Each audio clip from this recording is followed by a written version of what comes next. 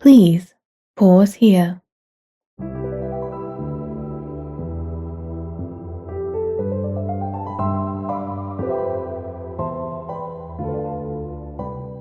Welcome back to Pause Here, where we delve into the art and science of breathing to improve our daily lives. I'm your host, Sarah, here to guide you through the science and simplicity of breathing, meditation, and relaxation techniques that can transform your day, your health, and even your sleep. Have you ever noticed how much of your life is spent waiting?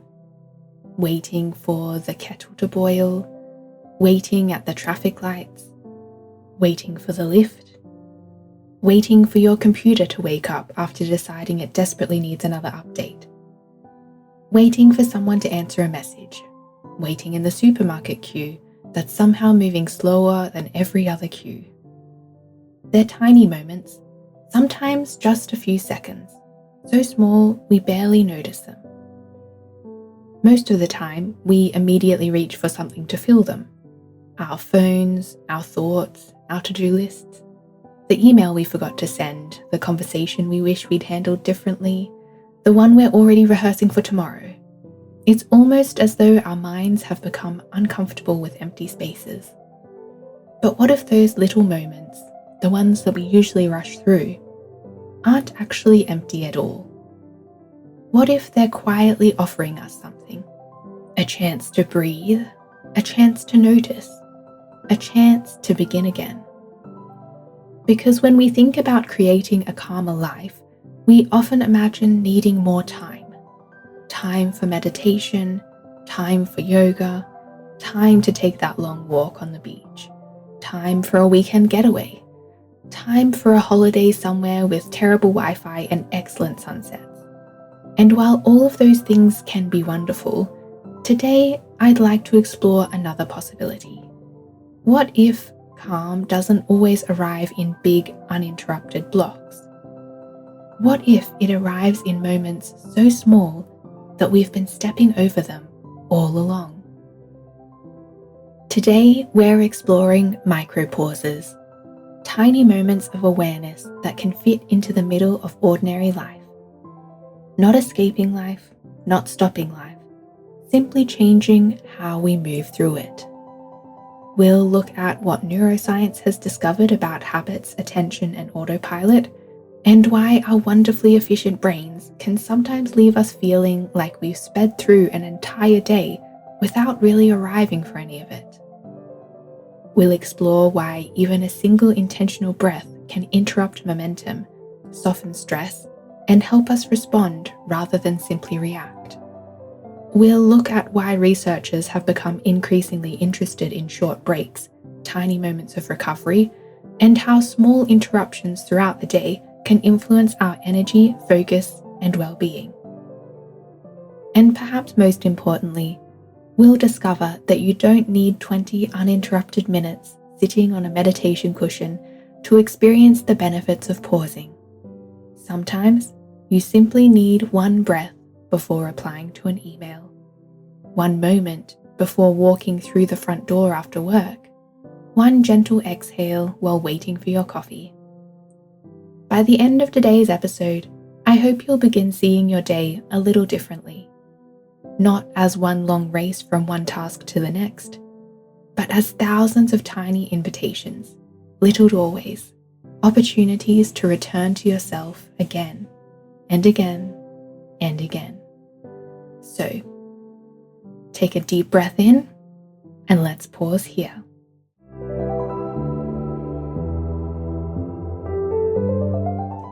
I think we tell ourselves a funny story about life. We remember the milestones, birthdays, graduations, first dates, weddings, moving house, starting a new job. And those moments deserve celebrating, of course. But if someone were to quietly film an ordinary Tuesday, what would they actually capture? You brushing your teeth, making breakfast, looking for your keys in the exact place you left them yesterday, walking from one room into another and immediately forgetting why you went there. If you've ever done that, don't worry. Psychologists sometimes refer to this as the doorway effect. Walking through a doorway can act as a kind of mental boundary, making it slightly harder to recall the thought you were holding just moments before. It doesn't happen every time, but it's a wonderfully human reminder that our attention is constantly updating as we move throughout the world. It makes for some rather entertaining moments too. You stand there in the kitchen, looking around. Why am I here? You'll eventually remember, or you don't. And somehow that's okay. What's fascinating is that our lives are filled with these tiny transitions. Leaving one room, closing one tab, finishing one conversation, starting another, getting out of the car, walking through the office door, sitting down at dinner. They're so ordinary that we rarely pay attention to them. But transitions are interesting places. They're moments when one thing has finished and another hasn't quite begun. For just a second, we're in between. And I wonder if that's one of the reasons they're so easy to miss. Our brains are beautifully designed to keep moving forward. They're prediction machines, constantly asking what's next, not what's happening now. That ability is incredibly useful. It allows us to drive familiar roads without consciously thinking about every turn, to tie our shoelaces without consulting an instruction manual, to make a cup of tea without carefully planning out every single movement. Imagine if every morning you had to stop and consciously think, right, pick up toothbrush, apply toothpaste, move brush towards mouth. We'd never make it out the front door. So our brains build habits, shortcuts, automatic routines. Researchers estimate that a large portion of our daily behaviors are repeated in familiar contexts, allowing our brains to conserve mental effort for new challenges. In many ways, that's one of our brain's greatest superpowers. But every superpower has a shadow. The same autopilot that helps us brush our teeth can also hurry us through entire conversations, through meals, through sunsets, through laughter, and sometimes even through our own breathing. Have you ever arrived somewhere and realized you barely remembered the drive? Or reached the edge of a page only to realize you have absolutely no idea what you've just read? Or unlocked your phone, looked at it, and genuinely forgot why you picked it up in the first place? It's almost funny. Almost because these little moments remind us of something surprisingly important. Being busy isn't quite the same thing as being present, and moving quickly isn't always the same thing as moving intentionally. This isn't about blaming ourselves. Our brains are simply doing exactly what they've evolved to do, saving energy wherever they can.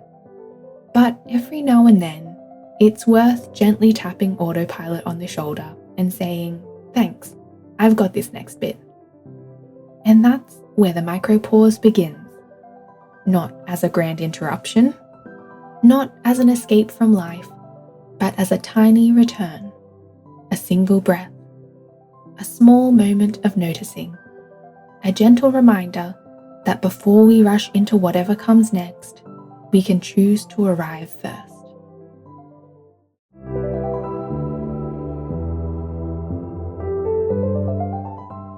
So let's talk about momentum. Not the kind you learn about in physics class, although it's not a terrible comparison. Here, I'm talking about the way our minds gather speed.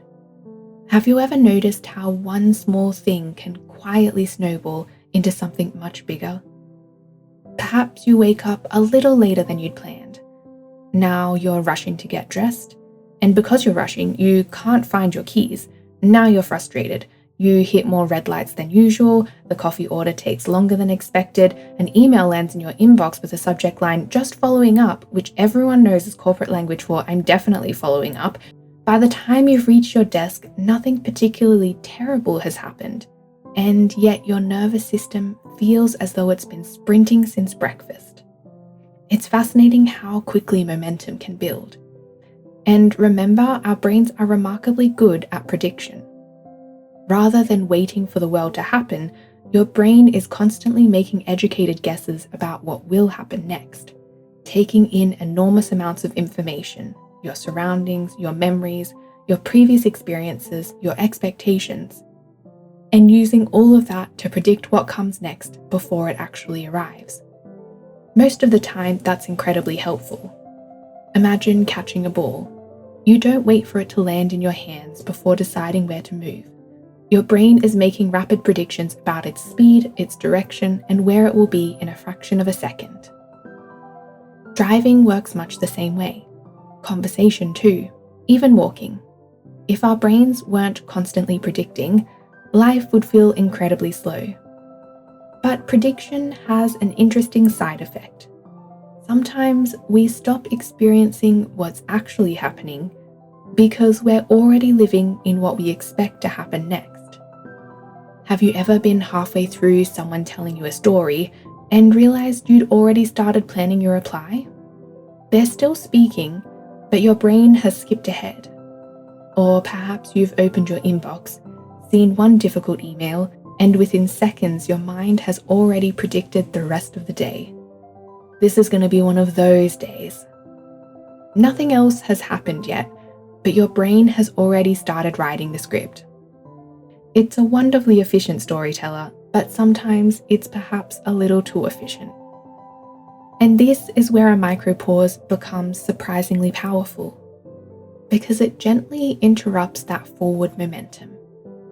Not by forcing the brain to stop predicting, that's quite impossible. Instead, the pause quietly asks, before we continue the story, can we just check whether this chapter is actually happening? Quite often, the answer is no. The meeting hasn't gone badly yet. The conversation hasn't happened yet. The person hasn't replied yet. The weekend hasn't been ruined yet. We've simply been borrowing tomorrow's worries and spending them today. There's another wonderful quirk of the human brain that I think many of us might recognize. Researchers have found that our minds naturally wander. In fact, if you've ever sat down to focus on one thing and suddenly found yourself thinking about what to cook for dinner, or remembering something embarrassing you said in year 8, or wondering whether penguins have knees. First of all, yes they do. And secondly, you're completely normal. Our attention naturally drifts, sometimes backwards, sometimes forwards, sometimes somewhere wonderfully random.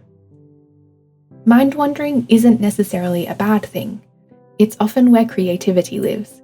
It's where ideas connect. It's where problems quietly untangle themselves while we're out walking. Some of our best ideas arrive when we aren't trying quite so hard to have them. But there's a difference between allowing the mind to wander and being swept away without noticing. And that's the key. Not controlling every thought, simply noticing when your attention has wandered and gently deciding whether you'd like to keep it there. In many ways, that's all a micropause really is. Not emptying the mind, not silencing your thoughts, just asking one simple question. Where am I right now? Not geographically. Although if you've ever accidentally driven towards work on your day off, that's also a fair question. I mean, where is your attention? Where is your breath? Where is your body in this moment? Because something happens when we ask those questions. The future loosens its grip. The past softens its voice. And for just a moment, we return to the only place we can actually influence. Right here, right now. Before we continue, I'd like to invite you to try something with me. Nothing complicated, no special breathing technique, no need to close your eyes if you're driving, walking, or doing something that requires your attention. I want you to just simply notice where your shoulders are. That's all. Were they exactly where you thought they'd be? Or had they quietly started climbing up towards your ears without notice? See if you can let them soften, even just a little. Now notice your jaw. Many of us carry far more tension there than we realize. Can it unclench, even just a fraction? And finally, notice your next breath. Don't make it bigger. Don't force it. Simply notice it arriving and notice it leaving. That took what? 10 seconds? Maybe 15? 20? And yet, did the world stop? Did your responsibilities disappear? Did your inbox magically organize itself? Sadly, probably not. But something else may have happened. You interrupted the momentum. For just a few seconds, instead of life happening to you, you consciously arrived for it. And that's the beautiful thing about a micropause. It's tiny, almost invisible, yet sometimes the smallest changes can alter everything that comes after.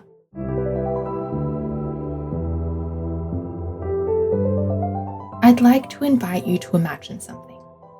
You're having a perfectly ordinary day. Your phone buzzes, you glance down. It's a message, short, a little blunt, perhaps just 3 words. Can we talk? Now pause for a second. What feelings did that create inside you? Not after 5 minutes, not after you'd thought it through, in the very first second. Did your stomach tighten? Did your mind immediately begin filling in blanks? What have I done? Is everything okay? Are they upset? Did I forget something? Isn't it fascinating how quickly the brain starts writing the story? 3 words, no punctuation, no context. And yet within moments we've written an entire dramatic screenplay.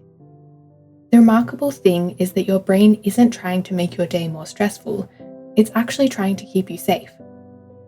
For most of human history, reacting quickly mattered. Long before emails, before text messages, before awkward family group chats, our ancestors survived because their brains became extraordinarily good at detecting things that might matter. A rustle in the bushes, a sudden movement, a change in someone's expression. Better to react first and discover it was only the wind, than ignore something that genuinely required attention. And that bias towards noticing possible problems is still with us today. Psychologists often refer to this as negativity bias. In simple terms, our brains tend to give more weight to potentially threatening or unpleasant information than to neutral or positive information. It isn't because we're pessimists, it's because over thousands of generations, paying attention to possible danger often had survival value. These days, the danger is more likely to be a calendar notification than a saber-toothed tiger, but the machinery is remarkably similar. Which means our first interpretation isn't always our most accurate one. Researchers studying emotions have found something equally interesting. By simply putting our feelings into words, it can subtly change the way that the brain processes them. This is known as affect labeling. Imagine you've just received that message. Can we talk? Your first instinct might be to dive headfirst into the story your mind has already started telling. But instead, you pause, just for a breath, and you quietly notice, I'm feeling anxious, or perhaps I'm worried, I'm irritated, I'm disappointed. At first glance, that might sound almost too simple. How could naming a feeling possibly change anything? And yet studies using brain imaging suggest that when people label what they're feeling, activity in areas involved in emotional regulation increases, while activity associated with emotional reactivity can decrease. Researchers are still exploring how exactly and why this happens, but it appears that giving an experience a name may help us relate to it a little differently. Notice what we're not doing. We're not pretending everything is fine. We're not forcing ourselves to think positive. We're not trying to banish the emotion entirely. We're simply meeting it where it is. And there's something wonderfully human about that. Imagine walking into a room where someone is clearly upset. Would you ignore them completely? Probably not. Would you immediately tell them to cheer up? Hopefully not. Most of us would begin by acknowledging what's there. You seem worried. You look frustrated. You look like you've had a hard day. And oddly enough, we're often much better at offering that kindness to other people than we are to ourselves. A micropause gives us a chance to do exactly that. To say, I see you, not to another person, but to ourselves. Emotional intelligence isn't about having fewer emotions. It's more about recognizing them before they've completely taken the steering wheel. Because emotions can be wonderful passengers. They carry information. Joy tells us something matters. Fear tells us to pay attention. Anger can tell us a boundary has been crossed. Sadness reminds us that something was important enough to miss. The goal isn't to throw these passengers off the bus. The goal is simply not to let any one of them grab the steering wheel while we're still driving. A micropause is one of the gentlest ways to step back into the driver's seat. Not with force, not with control, just with a little more awareness. Now, something important to note here, a micropause isn't a magic spell. One breath won't instantly erase grief, it won't cure anxiety, it won't solve a difficult relationship, and it won't make chronic stress disappear overnight. Sometimes you'll pause, take a lovely deep breath, and still feel upset. And that's okay. The purpose of the pause was never to erase the emotion. The purpose was to stop the emotion from making every decision before you'd even arrived. There's a subtle but powerful difference. Think back to the last time you sent a message that you immediately wished you could unsend. Perhaps it was written in frustration, or exhaustion, or hunger. Now imagine that same moment again. The same message, the same emotion. But this time, before your thumb hits send, you notice your breathing. You notice your shoulders. You notice the sentence you've just written. You take one slow, comfortable breath. And then you ask yourself one question. Will future me be pleased that I pressed send right now? Sometimes the answer will still be yes. Sometimes a difficult conversation genuinely needs to happen. Sometimes honesty is the kindest thing we can offer. But other times, you'll delete one sentence, or soften one word, or decide that tomorrow morning is a much better time to have this conversation than the middle of the night. And that tiny pause may quietly change the next hour, or the next day, or perhaps even the relationship itself. Not because the breath solved the problem, but because the breath gave wisdom just enough time to catch up with your emotions. Perhaps the next few conversations you have, see if you can notice the moment just before you reply. Not every time, nobody's aiming for perfection here, but just occasionally. Notice your inhale, notice your exhale, notice the impulse to answer immediately, and then become curious. Is my next response coming from momentum or intention?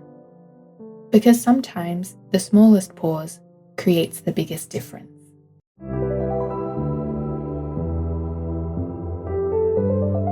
So far today, we've talked about why our brains love momentum, why they predict, why they wonder, why they sometimes react before we've had a chance to catch up.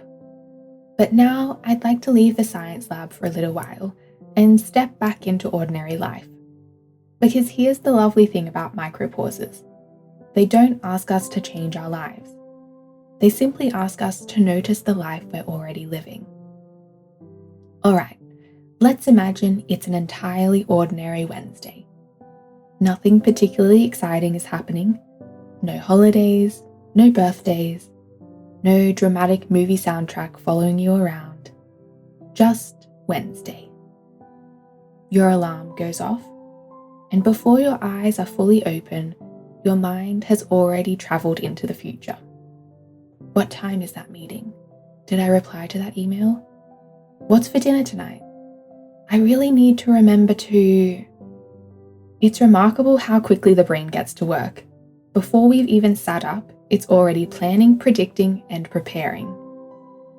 Now imagine something slightly different. Before your feet touch the floor, you simply notice them. The softness of the blankets, the temperature of the room. One comfortable breath. Nothing magical has happened. You haven't become enlightened before breakfast. You've simply arrived in the first few seconds of your own day. And perhaps that's enough. You wander into the kitchen. The kettle begins to boil. Now here's a question. What do you normally do while you're waiting?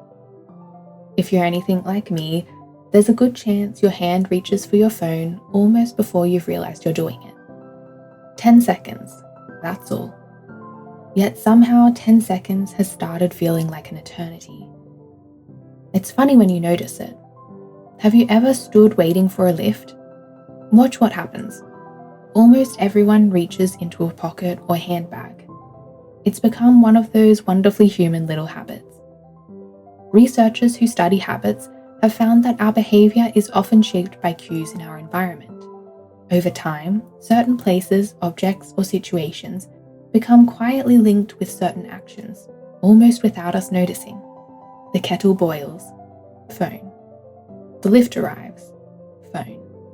Standing in a queue. Phone. Waiting at the pedestrian crossing. Phone. None of this is because we're lacking willpower. It's simply how habits work. The brain loves efficiency. Once it finds a reliable pattern, it happily repeats it. But here's a thought. What if the kettle became a cue for something else? Not every morning, not perfectly, just occasionally. What if instead of reaching for your phone, you reached for one breath? The kettle still boils, the tea still gets made, the world carries on exactly as before. Only this time, you are actually there for those few seconds. It's such a tiny shift, yet tiny shifts have a wonderful way of changing the flavour of an ordinary day. In many monasteries, a bell rings throughout the day, not because something urgent has happened, not because anyone's in trouble, simply as a reminder to return to the present moment. I rather like imagining that modern life already has bells. They're just shaped differently. The kettle, the lift, the traffic lights, the supermarket queue, the loading screen on your computer, the moment before a Zoom meeting begins, the sound of your washing machine finishing. Perhaps these are our modern meditation bells, quiet little invitations scattered throughout the day, asking nothing more than, would you like to come back to the present? Here's another fascinating thing researchers have noticed. Many people unconsciously hold their breath while concentrating. There's even a nickname for one version of it. Email apnea. Yes, that's a real thing. People become so absorbed in reading, typing, or concentrating on a screen that their breathing becomes shallower, irregular, or they briefly stop breathing altogether without realizing it. Not because we're frightened, not because we're exercising, simply because we're answering emails. No wonder so many of us finish the day feeling as if we've been holding ourselves together. Sometimes quite literally. Next time you're working at a computer, perhaps become curious. Not critical, just curious. How are you breathing? Is your jaw relaxed? Are your shoulders quietly climbing towards your ears again? You don't need to force anything. Simply noticing often changes more than we expect. Then there are conversations. I find conversations fascinating, not because of what's said, but because of how quickly we prepare our replies. Have you ever noticed yourself beginning to answer someone before they've quite finished speaking? Most of us have, sometimes because we're excited, sometimes because we think we know where they're going, sometimes because we're already solving the problem before they've finished explaining it. Imagine trying something different. The next time someone finishes speaking, allow one gentle breath. Not an awkward silence that leaves everyone wondering if you've fallen asleep. Just one small breath. Then answer. It's amazing what one breath can make room for. Sometimes you'll realize they weren't actually asking the question you thought they were. Sometimes you'll notice your first response softening, and perhaps most importantly, the other person feels heard, really heard. A pause isn't something we give ourselves. Sometimes it's something we give another person. Earlier, we spoke about something psychologists call the doorway effect. Walking through a doorway can sometimes interrupt our train of thought, which explains why so many of us walk confidently into another room, only to stand there wondering, now, why did I come in here again?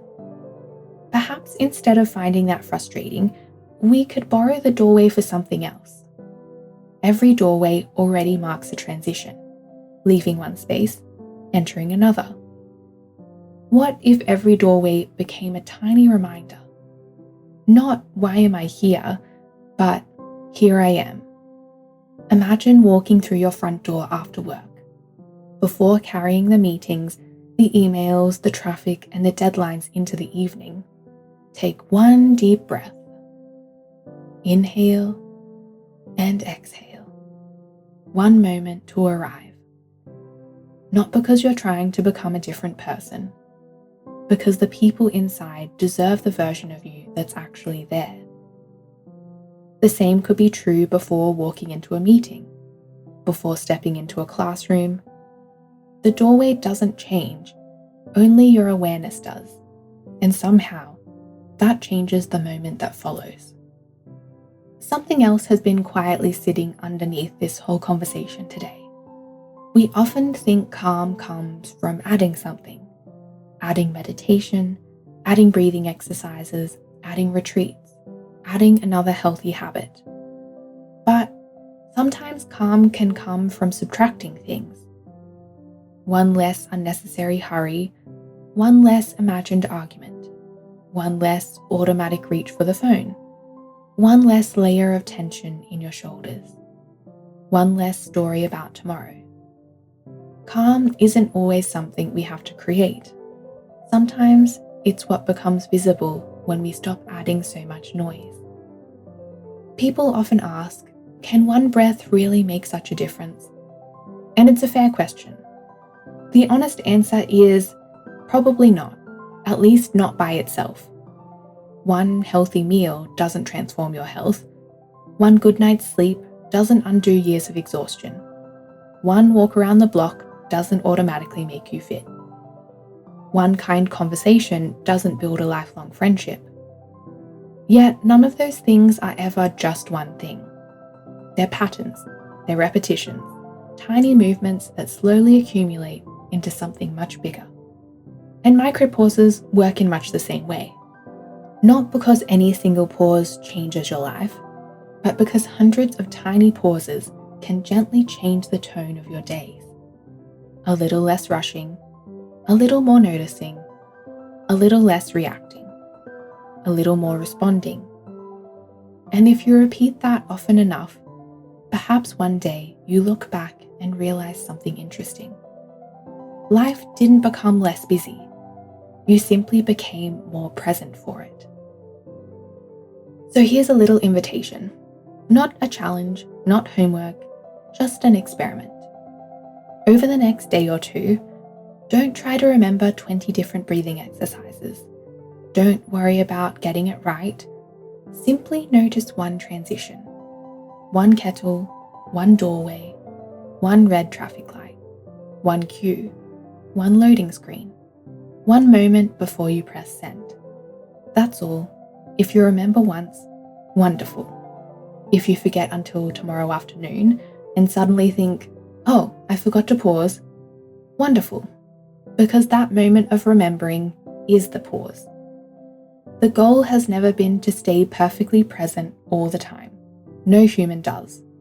The practice is simply becoming a little quicker at noticing when we've wandered, and a little kinder when we find our way back, again and again, one ordinary moment at a time.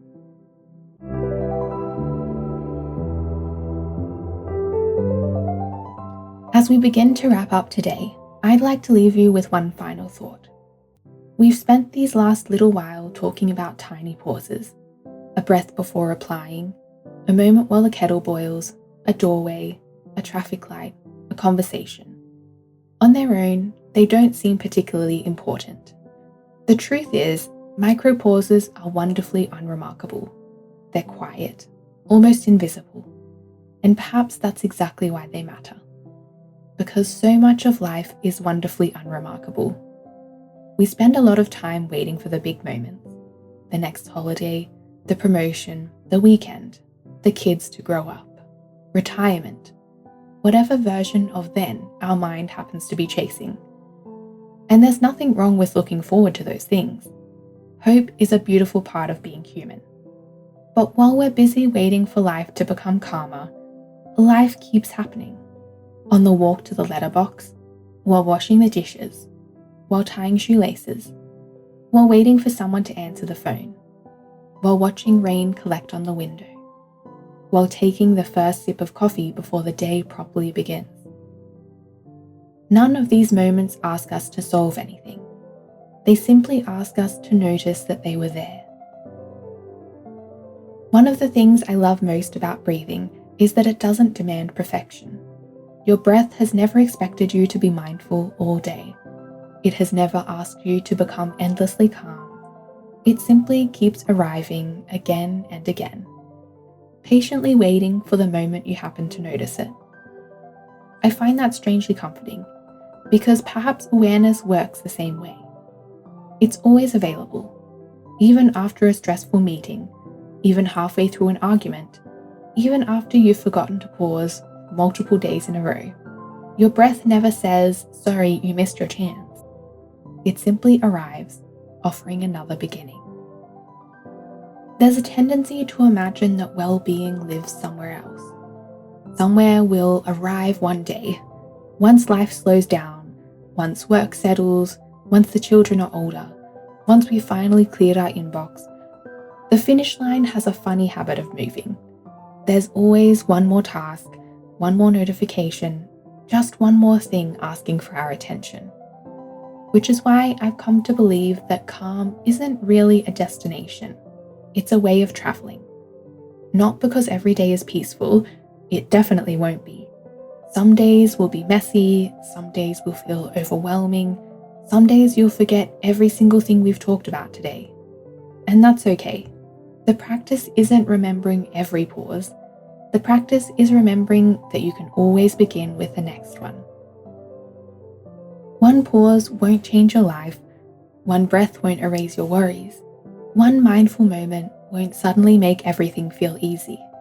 But perhaps it changes the next moment, and then the one after that, and then another, until one day, without quite noticing when it happened, you realize you aren't rushing through your mornings quite so much. You're listening a little more closely, reacting a little less quickly, smiling at ordinary things more often. Not because your life became easier, but because you became more present for it. When researchers study well-being, they often look at sleep, relationships, movement, purpose, stress, attention, and emotional health. And while all those things matter enormously, they're ultimately lived one moment at a time.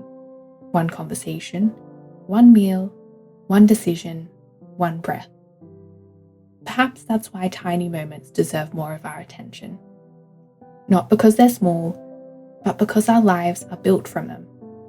If you gathered together every ordinary moment you've ever lived, every cup of coffee, every walk, every hug, every laugh, every deep breath, every sunset you almost missed, you wouldn't have the space between your life. You would just have your life. So maybe that's today's invitation. Not to become a different person, not to achieve perfect presence, not to add another habit to an already busy day. Simply to become a collector of small moments, to notice them, to enjoy when they appear, to smile when you forget, and to remember that every ordinary day is quietly offering hundreds of little opportunities to arrive. Not tomorrow, not after the holiday, not when everything is finally organized, but today. this breath, this moment. Throughout this season, we've explored the breath in many different ways. We've sighed, we've slowed, we've stretched, we've settled. But perhaps all of those practices have been pointing towards the same quiet truth. Calm doesn't always need more time.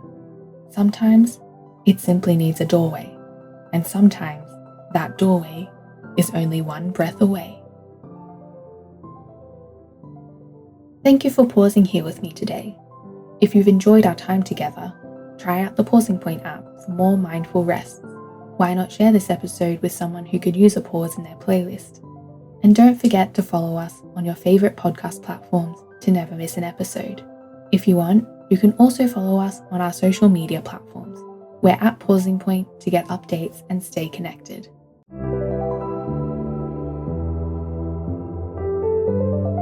Next time on Pause Here, we're exploring the lost art of listening. In a world filled with notifications, opinions, and constant background noise, truly listening has become something of a forgotten skill. But listening isn't just about hearing words. It's about noticing the spaces between them, the emotions between them, the sounds around us, and even the quiet messages our own bodies are trying to tell us. We'll explore what neuroscience reveals about attention, why we so often listen just long enough to prepare our own reply, how music, nature, and even silence can change the ways we experience the world, and why learning to listen a little more deeply might also help us feel a little more connected to others, to ourselves, and to the present moment. Until then, keep noticing those little pauses, because sometimes the smallest moments are quietly saying the most.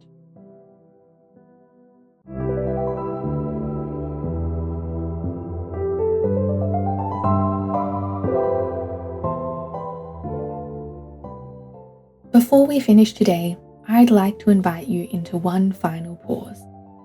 If you're somewhere safe and comfortable to do so, allow your body to settle into a position that feels natural. Perhaps you're sitting, perhaps you're lying down, perhaps you're simply taking a quiet moment before continuing with your day. There's nowhere else you need to be for the next few minutes. Nothing to solve, nothing to achieve, just this moment. Begin by noticing your breath. There's no need to change it, no need to breathe more deeply or more slowly. Simply notice that your breath is already here, quietly arriving, quietly leaving, just as it has done thousands of times today without asking anything of you. Now imagine that tomorrow has arrived. Not an extraordinary day, just an ordinary one. The kind of day we've been talking about throughout this episode. Your eyes begin to open, and before your mind races ahead to everything waiting for you, you simply notice the first breath of the day, the gentle rise of your chest, the feeling of your sheets, the quiet beginning of another morning. Now your feet touch the floor and take one slow, comfortable breath. Not because you have to, simply because you can. You make your way into the kitchen. The kettle begins to boil, and normally this might become a moment to fill. Instead, simply listen. The gentle hum of the kettle, the sounds around your home, the feeling of the cup in your hands. Notice that life has already begun. Imagine yourself stepping outside. Feel your feet meeting the ground beneath you. Notice the temperature of the air. Perhaps there's birdsong, perhaps distant traffic, perhaps rain. Whatever is there, allow yourself to simply hear it, not judging the sounds, not searching for perfect silence, just listening to the world exactly as it is. As your day unfolds, imagine arriving at a doorway. Perhaps it's the entrance to your work. Perhaps it's your front door. Perhaps it's simply another room in your home. Before stepping through, pause. Take one gentle breath. Feel grounded through your feet and quietly say to yourself, "Here I am." Then continue on with your day. Later in the day, imagine someone speaking to you. And rather than preparing your reply, simply listen. Notice their words. Notice their expression. Notice the spaces between the sentences. Allow yourself one easy breath before responding, and feel what it's like to truly arrive for another person. Now imagine the day beginning to wind down. You arrive home, or perhaps you're simply arriving back to yourself. The pace of the day begins to soften. Take another easy breath. Allow your shoulders to relax, and notice any tension you've been carrying. Allow just a little of it to melt away with your next exhale. Now bring your attention back to your own breathing once more. Notice the inhale. Notice the exhale. And notice the tiny pause between them. That quiet little space where one breath is finished and the next hasn't quite begun. Think about that tiny pause. It doesn't hurry. It doesn't worry. It simply waits. Perhaps that's what we've been exploring all along. Not finding more hours in the day. Simply discovering the quiet moments that were already there. The kettle, the doorway, the conversation, the traffic lights, the breath. Small moments quietly waiting to be noticed.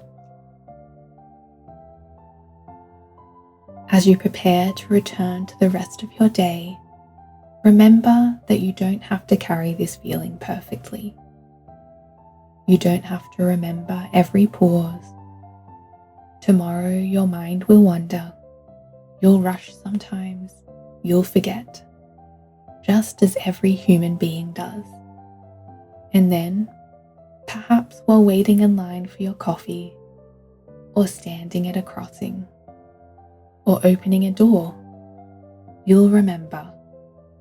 You'll notice one breath, and you'll begin again. Because every breath is an invitation. Every pause is a doorway. And every ordinary day offers countless opportunities to arrive. Take one final deep breath in and gently let it go. When you're ready, bring a little movement back into your fingers, your toes. Perhaps roll your shoulders up and back. And when it feels right, allow your eyes to open. Welcome back, and thank you for pausing here with me today. Until next time, breathe deep and pause.